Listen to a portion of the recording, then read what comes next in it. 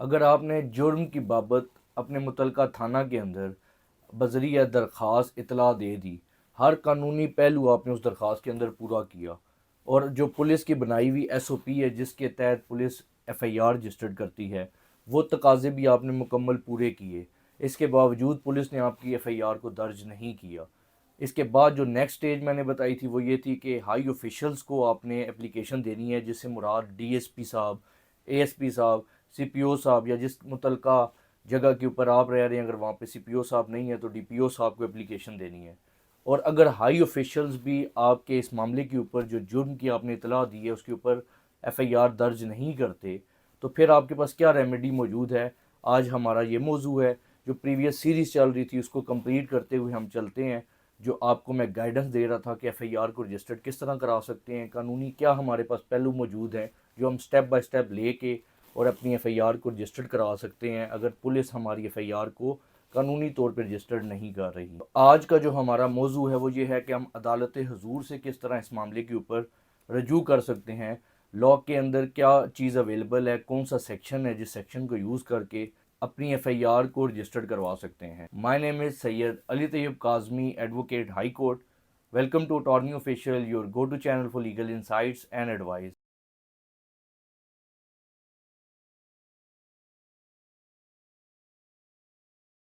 تو جو next remedy ہمارے پاس اویلیبل ہے، اگر ایس او پی کو بھی ہم نے پولیس کی فالو کیا، ایف آئی آر رجسٹرڈ نہیں ہوئی، ہائی اپس کے پاس گئے، ہائی آفیشلس کو پولیس کی ہم نے اطلاع دی، بتایا کہ سر ہم نے یہ اپلیکیشن دی ہے، یہ ایویڈنسز موجود ہیں، لیکن پھر بھی جو متعلقہ ایس ایچ او صاحب ہیں یا چوکی انچارج انہوں نے ہماری ایف آئی آر کو درج نہیں کیا، اور اس کے باوجود اگر ہائی آفیشلس بھی اس بارے میں آرڈر نہیں کرتے کہ ایف آئی آر درج کی جائے، تو جو نیکسٹ ریمیڈی آپ نے اویل کرنی ہے وہ ہے سیکشن 22A اور B of C R P C, the code of criminal procedure. اس کے اندر تمام ڈیٹیل درج ہے کہ اگر پولیس ایف آئی آر درج نہیں کرتی تو عدالت سے رجوع کرتے وقت آپ کس طرح اس سیکشن کا یوز کر کے اور اپنی ایف آئی آر کو رجسٹرڈ کروا سکتے ہیں۔ سیکشن جو 22A ہے وہ سیشن جج صاحب یا ان سے ماتحت جن کو وہ کیس مارک کر سکتے ہیں، ایڈیشنل سیشن جج صاحب کی کورٹ کو یہ اختیار دیتا ہے کہ وہ اس سارے معاملے کے اندر اپنا رول پلے کر سکتے ہیں، ان کے پاس جسٹس آف پیس کا اختیار ہے۔ انہوں نے اس معاملے میں دیکھنا ہے کہ اگر ایک ویلڈ اپلیکیشن بنتی ہے اور ایک کرائم کمٹ ہوا ہے جو تمام قانونی پہلو ہر چیز کو پورا کرتا ہے، ایویڈنسز اس کے اوپر موجود ہیں، تو کورٹ ان چیزوں کو دیکھ کے آپ کی ایف آئی آر کو رجسٹرڈ کرے گی۔ آپ نے سب سے پہلے یہ کرنا ہے کہ جو شروع سے میں آپ کو گائیڈ کرتا آیا ہوں کہ جو کوئی قانونی ایسپیکٹس کو اچھے سے جانتا ہے، آپ کے ارد گرد آپ کے پائپ لائن کے اندر کسی تعلق کے اندر کوئی شخص موجود ہے، اسے آپ رہنمائی لیں۔ اگر آپ کسی لائر سے اس بارے میں رہنمائی لیں گے تو وہ سب سے بیسٹ ہوگا، کیونکہ اس کا آئے دن کا یہ معاملہ ہے اور وہ لیگل اسپیکٹس اچھے سے جانتا ہے۔ ان لائر سے آپ اپنے اس تمام حقائق کو بیان کریں گے، ڈیٹیل بتائیں گے کہ آپ کس کس پروسیس سے ہو کے گزر چکے ہیں اور آپ کی جو ایف آئی آر ہے وہ ابھی تک رجسٹرڈ نہیں ہوئی۔ 22A کا پروسیس اس طرح ہوتا ہے کہ وکیل صاحب سب سے پہلے جو آپ نے پریویس اپلیکیشنز دی ہوئی ہیں ان اپلیکیشنز کو دیکھ کے اس کے مطابق قانونی ایسپیکٹس کے مطابق اپلیکیشن کو تیار کریں گے 22A کی، اس کو سیشن کی دائری کے اندر دائر کریں گے، پھر یا تو سیشن جج صاحب اپنے پاس سننے کے لیے رکھ لیں گے یا کسی بھی ایک ایڈیشنل سیشن جج صاحب کو مارک کریں گے۔ اس کے بعد جج صاحب فوراً کیا کریں گے کہ ہائی آفیشلز کو، کیونکہ اس میں مین پارٹی ہم ہائی اپس کو بناتے ہیں یعنی سی پی او صاحب کو یا ڈی پی او صاحب کو، ان کو نوٹس کریں گے اور کم سے کم 7 دن کی ڈیٹ ڈالیں گے جس میں وہ ان سے پوچھیں گے کہ آپ اس بارے میں یہ جو اپلیکیشن آئی ہے اس کے بارے میں کمنٹس دیں کہ آپ کیا کہتے ہیں، آپ نے ایف آئی آر کیوں درج نہیں کی جب آپ کو ہر قانونی پہلو کے مطابق یہ ایک اطلاع دی بذریعہ درخواست، تو آپ نے ایف آئی آر درج کیوں نہیں کی۔ نیکسٹ ڈیٹ کے اوپر اس میں جو وہ پولیس ہے وہ اپنے کمنٹس داخل کرتی ہے عدالت کے اندر آ کے، اور ان کمنٹس کے اندر وہ لکھتی ہے کہ وہ کیا وجوہات ہیں قانونی جس کی وجہ سے ہم نے ایف آئی آر درج نہیں کی، اور وہ نارملی یہی ہوتا ہے کہ پولیس نے کیونکہ ایف آئی آر درج نہیں کی ہوتی تو وہ ایسے لیگل ایسپیکٹس کے اندر ان کمنٹس کو جمع کراتی ہے کہ جس سے ایف آئی آر نہ بن رہی ہو۔ پھر جو آپ کے وکیل صاحب ہیں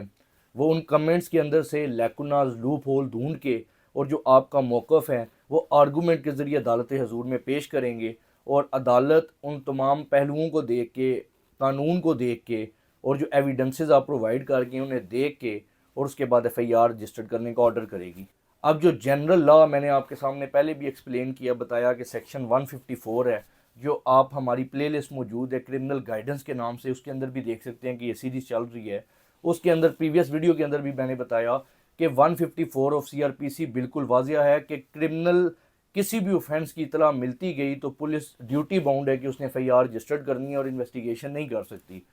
لیکن اب پریکٹیکلی کورٹس کے اندر بھی ہمیں یہ چیز تھوڑی سی دیکھنے کو ملتی ہے کہ کورٹس بھی تفتیش اور ایویڈنسز کی بیس پہ ورک کرتی ہے. وہ بھی اس جنرل لا کو اس طرح نہیں دیکھتی، وہ بھی دیکھتی ہے کہ اگر ایویڈنسز موجود ہیں اور یہ سچ میں FIR قانونی پہلوؤں سے بنتی ہے اور اس میں صداقت ہے،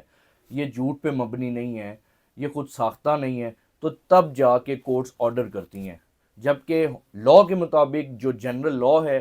اس کے مطابق یہ ہوتا ہے کہ کورٹس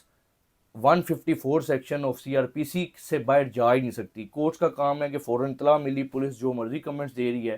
اگر اس FIR کے اوپر کانگنیزنس میڈ آؤٹ ہوتی ہے، یعنی اس کے اندر وہ جرم بن رہے ہیں جس کے اندر پولیس وداؤٹ وارنٹ گرفتار کر سکتی ہے اور 154 کی کارروائی کر سکتی ہے، تو جج صاحب کا یہ کام ہے کہ فوراً اس کے اندر FIR کا آرڈر کرنا.